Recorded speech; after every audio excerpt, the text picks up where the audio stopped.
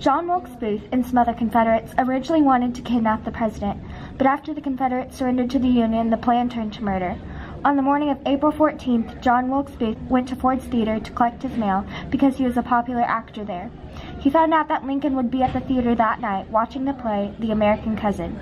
He met with some of his fellow conspirators to discuss the plan.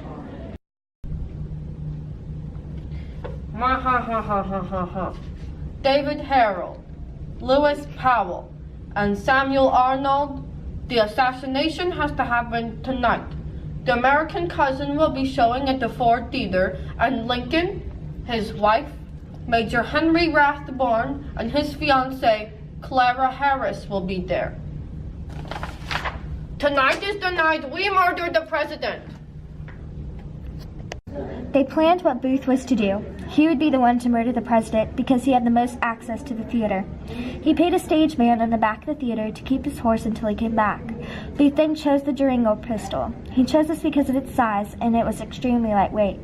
Booth could also hide the weapon in his pocket and prevent anyone from knowing his intentions to assassinate the president.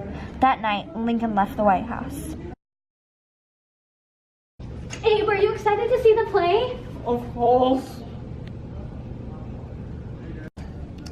Every evening before Abe left the White House, he would say goodnight to the main security guard at the White House. But there was something different about this night. Instead, he said, Goodbye.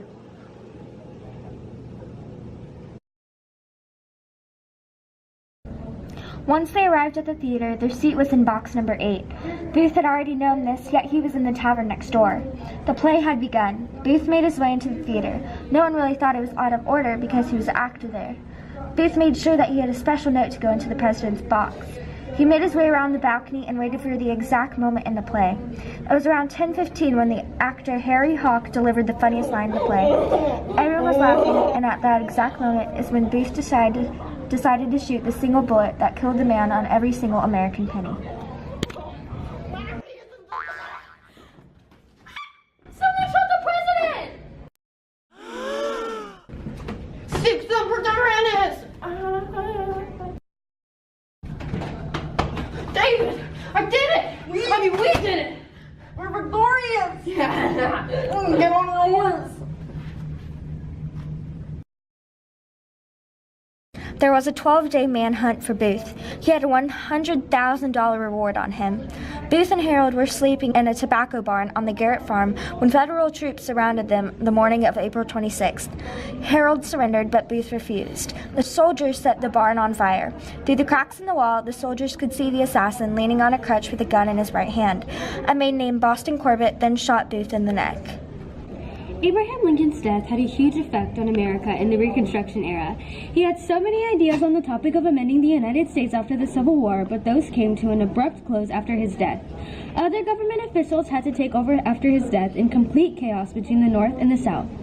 Radical Republicans still wanted the South to be punished for their actions during the war, and also wanted to be able to govern over them. So the South was broken up into 5 districts. Life at district camps was really rough and resulted in tons of deaths. In conclusion, Abraham Lincoln's death heavily affected the Reconstruction era and modern-day America along with it. Lincoln has been shot. Good luck, Charlie.